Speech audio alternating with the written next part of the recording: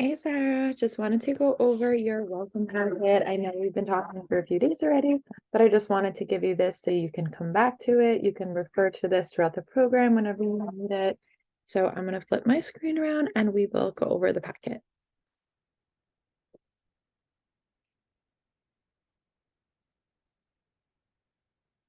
Okay.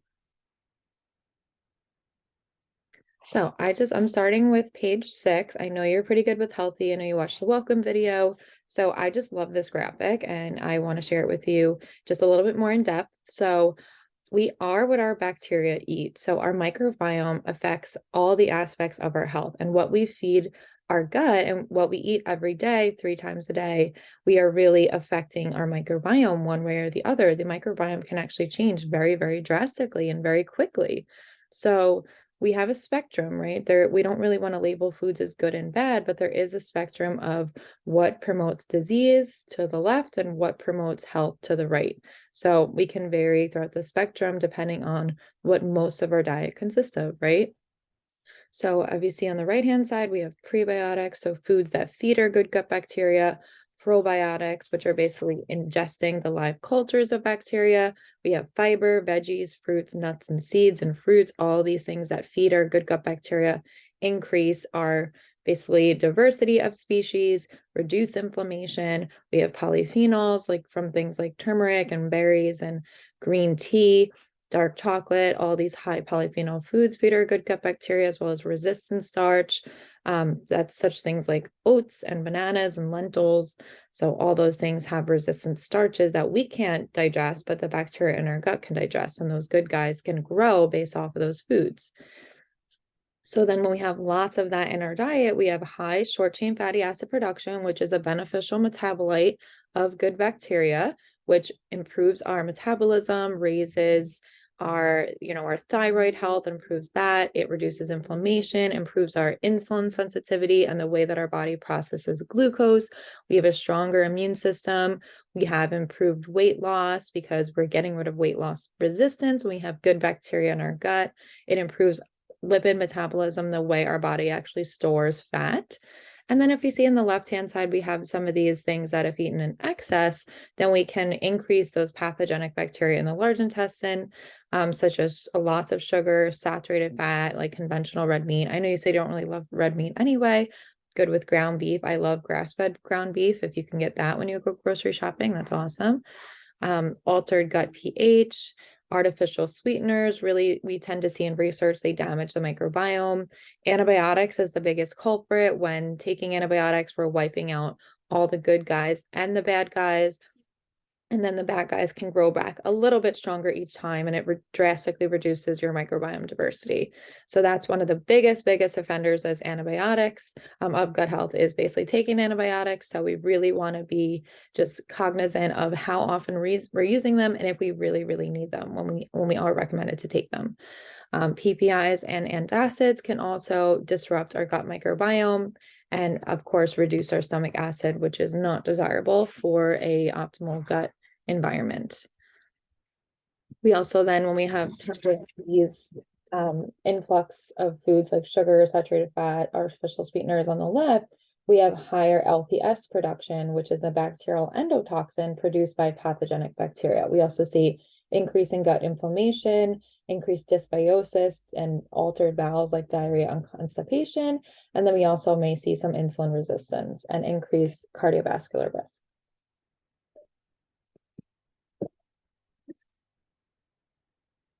These are some factors that negatively affect the gut microbiome.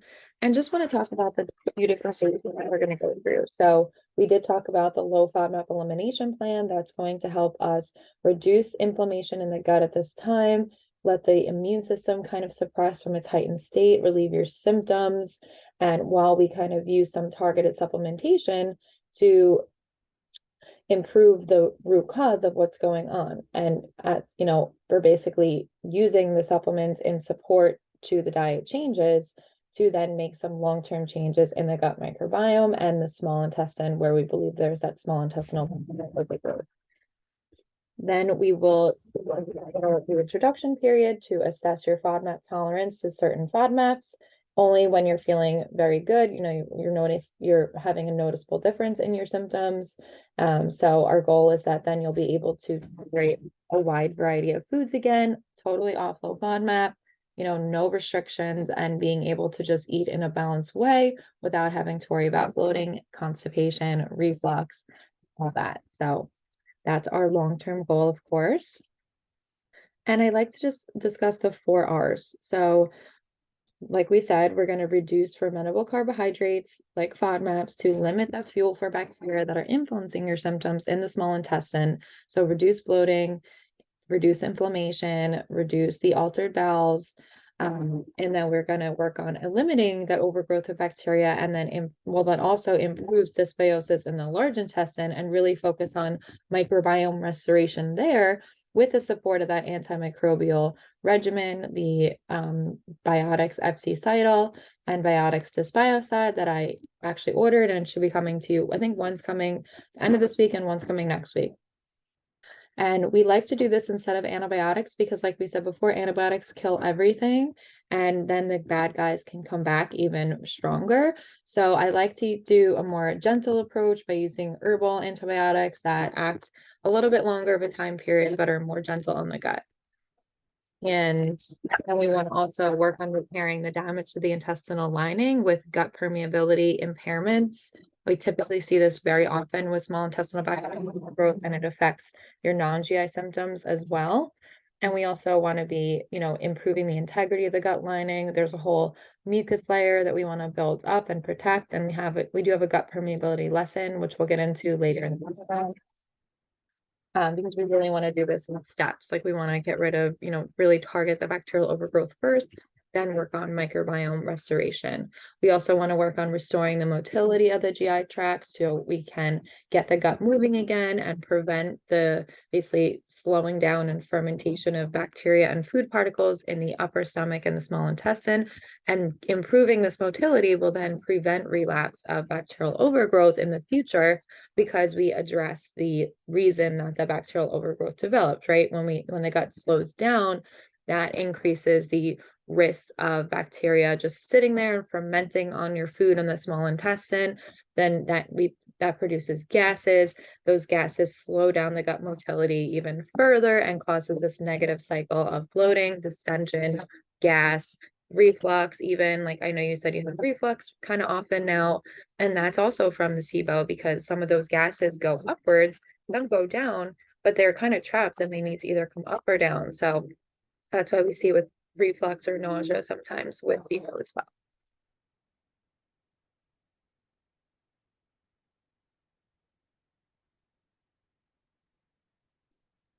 You said your first weight was 55, so you had said that your first goal weight initially was 140, and I think that's an amazing goal weight for definitely this program. Maybe even you could possibly go a little bit lower by the third or fourth month, but we really want to do what's best for you and what's sustainable for your diet and your lifestyle.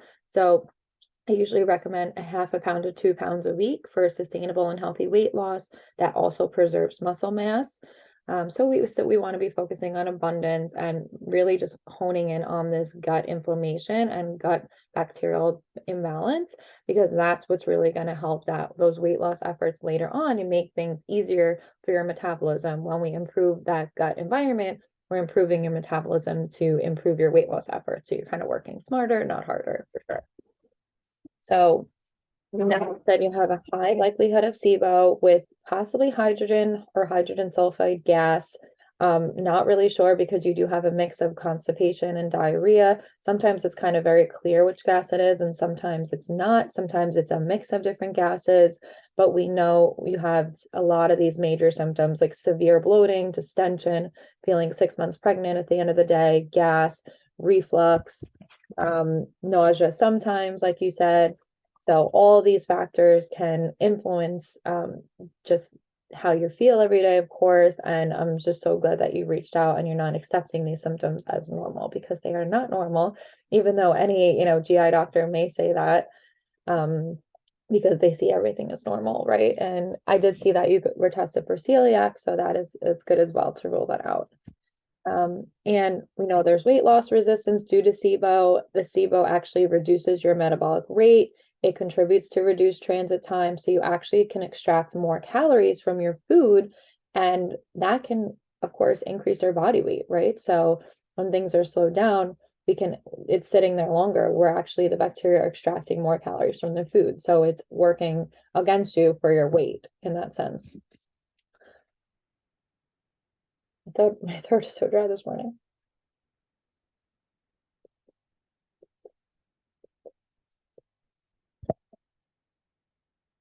Sorry.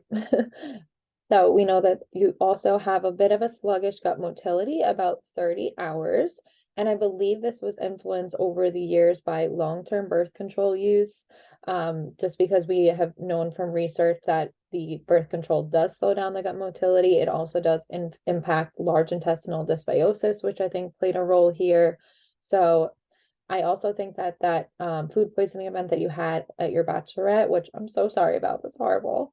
Your bachelorette in June, I think that also perpetuated that damaged gut motility. And I have a whole basically video lesson on motility as well as SIBO, so you can learn more about how that food poisoning affects the MMC and the motility and how that causes damage there. But yeah, so whew, that contributed to the slowness of the gut. So between the long-term birth control and the food poisoning event, I think that those were both issues that kind of just caused that overall slow gut motility that created an environment for SIBO to thrive. I think there's large intestinal dysbiosis that also stem from long-term birth control.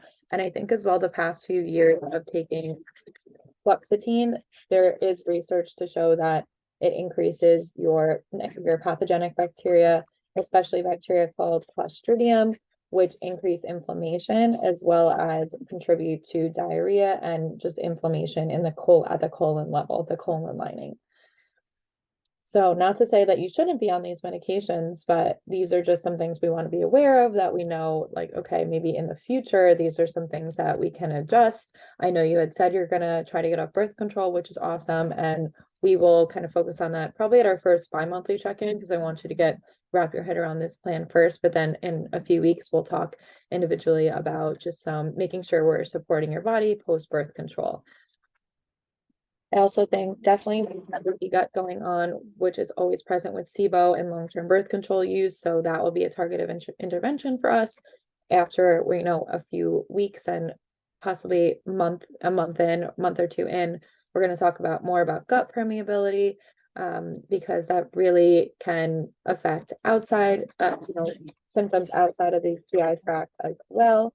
And I know you said you've dealt with skin conditions and acne for a long time, fatigue, anxiety, brain fog, irritability. So all these things are impacted by our gut permeability and our gut-brain axis function. So that will also be a focus of our intervention as well, is the gut-brain axis and improving that vagus nerve toning. The vagus nerve is that nerve that runs from the gut to the brain and vice versa. So that's a superhighway for microbes and neurotransmitters. So when that is untoned, we can get higher anxiety, we can get sluggish gut motility, reduced good bacteria in the gut. So that will be a target of intervention for us as well.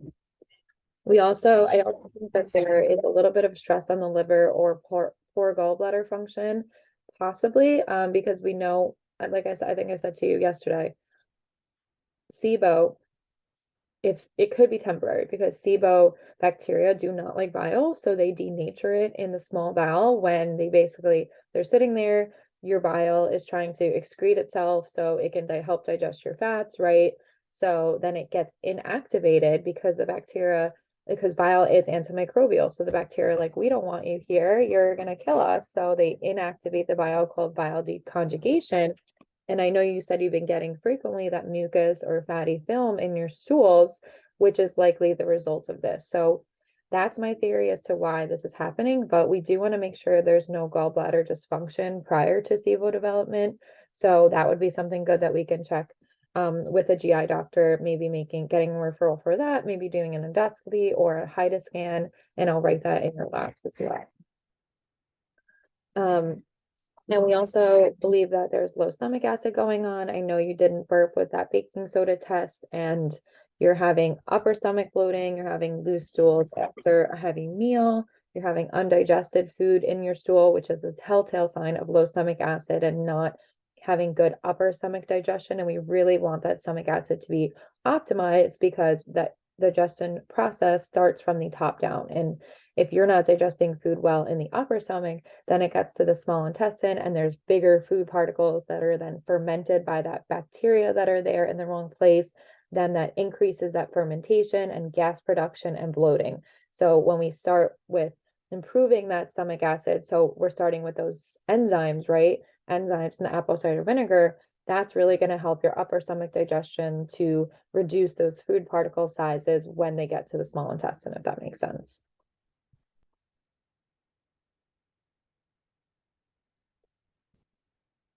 I also think there's some adrenal dysfunction going on because of the chronic stressors in the gut with SIBO, dysbiosis. Also, you said you definitely suffer from anxiety. So we're definitely going to focus on adrenal support, mineral support to improve your cortisol response. So definitely check out, there's a minerals PDF that I really like that can improve your mineral status, which focus on increasing potassium, sodium, calcium, and magnesium, which a lot of these are depleted when our body is in a heightened state of stress. So check out those mineral mocktails when you get a second.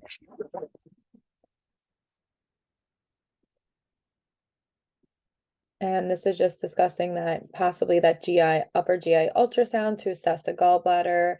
And because that birth control does tend to disrupt the gallbladder function.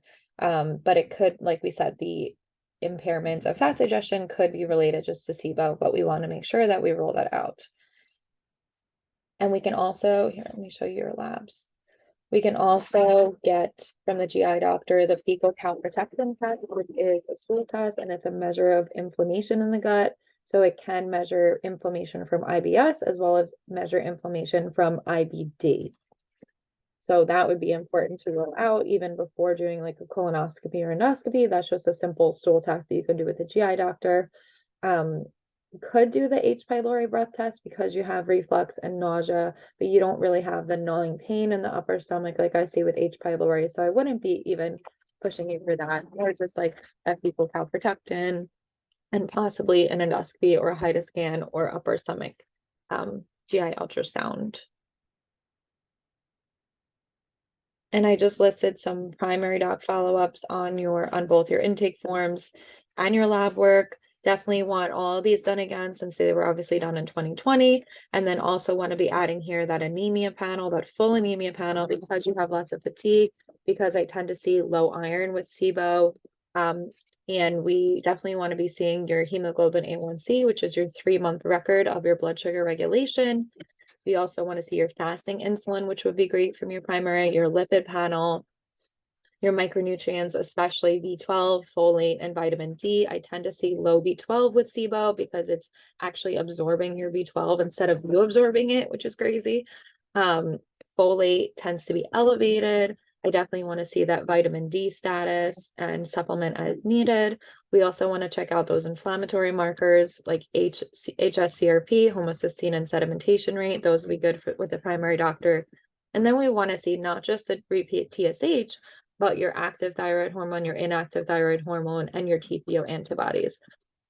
Those TPO antibodies would be good just to rule out Hashimoto's thyroiditis, just so we know that you don't have any underlying thyroid issues going on that, one, affect your metabolism, and that, two, could also slow down your gut motility. This is also a large intestinal gut microbiome test, which is optional. This would be good to assess the large intestinal, colon microbiome. Right now, we are going to focus on improving the microbiome in the small bowel by reducing SIBO there. But it is possible to do this if you'd like. It's under $200, but it's completely optional. So yeah, let me know what your thoughts on that are. You could check that out at that link right there. So our goals throughout this program, we're going to be, even on low FODMAP, we really want to promote a wide range of diverse fibers and foods and nuts and seeds and vegetables, whole grains. So we'll actually be doing some plant diversity counting throughout a few of the weeks of the program to assess how many plant foods you're eating in 1 week. So that is always the main goal, because gut diversity is equivalent, to our long-term gut resiliency and long-term overall health and immune health and metabolism. So the more digestible carbohydrates and foods, fibers we're able to digest, the stronger our gut resiliency becomes. So we also want to obviously work on eradicating SIBO in the small intestine and overall have a rebalance of the gut microbiome in the large intestine. We want to uncover all possible root causes of SIBO and really optimize all these points of digestion for you. Definitely be looking at that thyroid panel, really focusing on large intestinal bacterial balance and support there throughout the program with different foods and different targeted supplementation. We'll work on that vagus nerve. We will, definitely assess for that gallbladder function. We want to optimize your stomach acid and optimize your motility through supplementation. We're going to use that that herbal prokinetic, which is an extract of ginger and artichoke. So that's going to be a part of your plan. I think you had ordered that already from FullScript, which was great. We're using balanced meals and meal spacing to improve the gut environment. So you'll see also in your motility and your SIBO PowerPoint, but it's recommended to have about 3 to 4 hours between your meals to clear out the migrating motor complex in the small intestine so food and bacteria isn't sitting there and fermenting longer, because it's not that MMC and motility, those cleaning waves in the small intestine do not move when we're eating. So they're only moving during short fasting periods and in the overnight period. We want to focus on reduced gut inflammation and reduce gut permeability, and reduce the stress bucket in your environment. So looking for anything in your environment that could be contributing to your overall health negatively, like any toxins in the home, workplace toxins, switching to more stainless steel and glass containers, not using plastic, not using nonstick pans, switching to non-toxic beauty and skincare. And I also have a whole other lesson on this with the liver and gut health. So your water goal is about 100 ounces of water daily. So let me know if this is doable for you. If not, we can set a smaller goal initially, but you let me know what you think you can tolerate at first. I'm not sure how much you're drinking now. And we can also use, like I said before, those mineral mocktails throughout the week to support your hydration status, your cellular hydration, because the good quality sodium and good quality potassium, that helps the water get into your cells more effectively. It also helps constipation and bloating and energy. So many of us are not getting enough minerals in our everyday life. So that's why I like to have another focus on mineral support as well.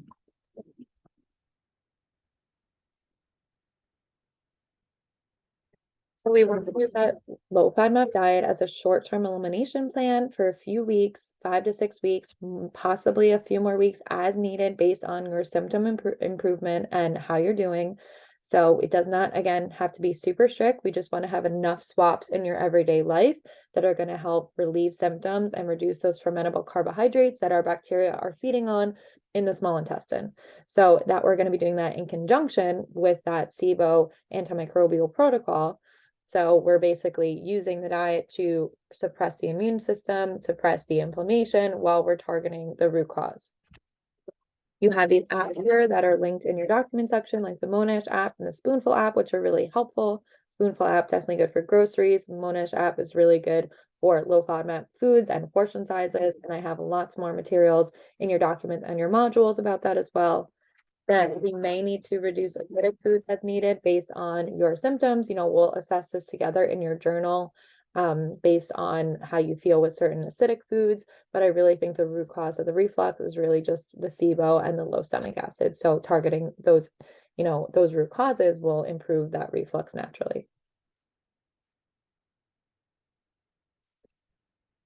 We also want to focus on low FODMAP fiber to improve stool formation and promote daily bowel movement. So I listed some top foods there for increasing your low FODMAP fiber without providing too much fermentable carbohydrates for those bacteria to cause bloating. Like you said, you're considering moving on birth control, so that's awesome. We want to focus on omega-3 fatty acids for inflammation reduction and gut support. So things like wild salmon, hemp seeds, chia seeds, flax seeds, walnuts, avocado. I wrote 1/8 because that's a low FODMAP portion size.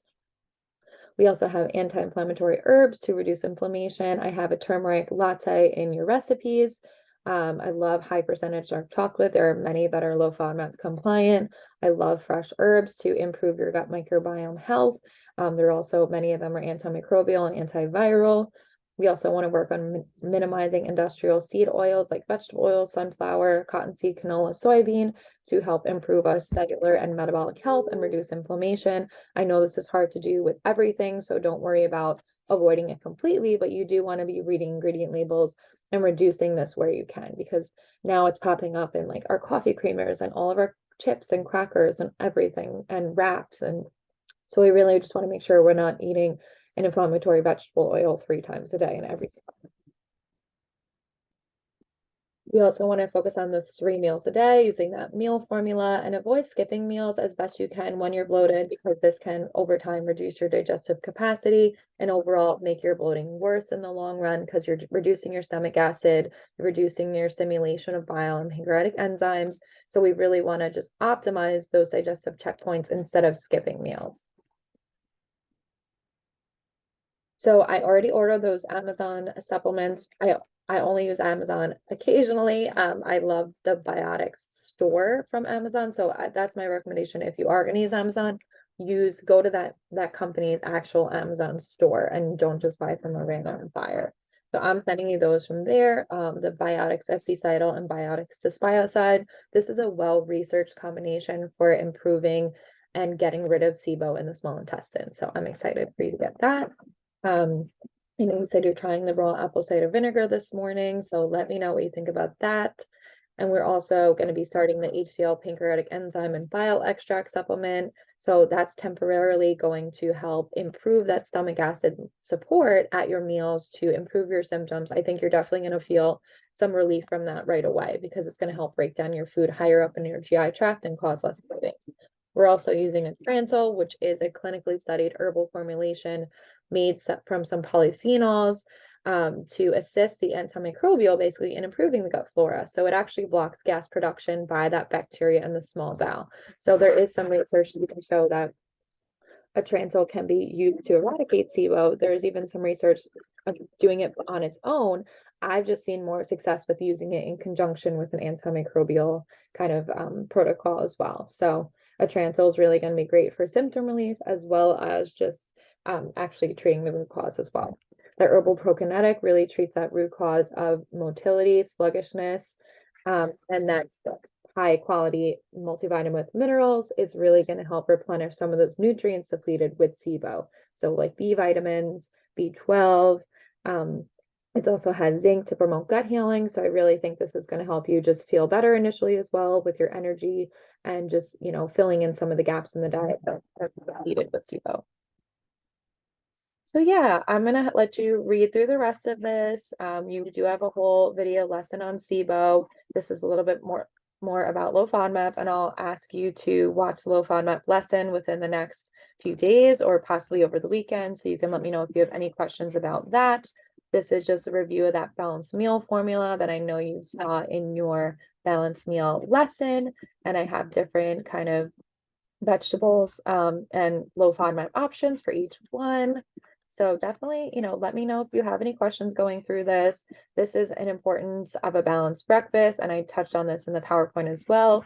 But this really just shows here, this graph. I love it because we see here, if you have, even for a non-diabetic, having just a carb-only breakfast, you're spiking your glucose to about 180 in the morning, which we definitely do not want for gut healing and for inflammation and for insulin sensitivity. So our goal every day is to have a breakfast that's not carb only, that has protein and healthy fats. Something like this is good. You can definitely do the toast, the sourdough toast as well. I love the use of avocado, some fruit, some greens, some eggs. This pasta is great. You can also do, like if you're doing oats, you can definitely just add some protein to it. So check out some of the recipes I provided, and in that low FODMAP sample meal plan that I sent you yesterday, we just want to be making sure that we're bulking up any carb meal with a little bit of protein as well.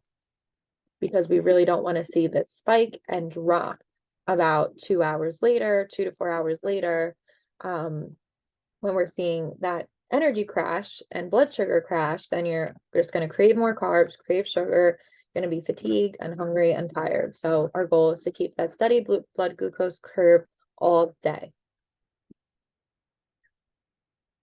So yeah, check out some of these links as well. I love kiwis for preventing constipation and getting those bowels moving. There's an enzyme called actinidin that helps that. I love this bone broth concentrate because you can take a scoop and put it into a stew or soup, or put it into a cup of hot water at night for increasing your mineral support and reducing inflammation, because it has turmeric and black pepper in it. So that's one of my favorites. There's a grass-fed collagen peptides powder. That's a good protein source. Definitely check out, we're going to have a lesson on stomach acid, so read through that. Check out these FODMAP recommendations. These are some portion examples on the Monash app. So if you'll also go in depth with this in the low FODMAP lesson, but if you see here, so some foods are portion size dependent, but you don't have to get too crazy with this. I will also help you with this on your food journals, but 10 almonds is low FODMAP, but then when you get to 20, then that puts that GOS group, that FODMAP group GOS, over the edge of the FODMAP load. So 10 nuts is low FODMAP, where 20 nuts is not low FODMAP. Same with blueberries here. A quarter cup of blueberries is low FODMAP, but 1 cup is high FODMAP. So we can play around with these in your journal and see what works for you. Everyone is different with their tolerance levels, so I can help you with this by when you journal. Put in obviously your meal, and then let me know if you have any symptoms, because then we can troubleshoot the FODMAP quantity. This is low FODMAP fruits. So yeah, let me know if you have any questions. These are some of my low FODMAP, high fiber foods, some of my favorites. And if you have not had these in a while, definitely start slow with increasing, because we want to build up your tolerance to these. These are some low FODMAP flavors, low FODMAP Buddha bowl, and then a healthy snack list, some meal prep items for making ahead of time throughout the week. So yeah, I love to chat with you more if you have any questions about any of this. So don't hesitate to reach out during your whole onboarding week. This is your time to ask questions individually and make sure that you feel confident in your plan. So I will talk to you soon.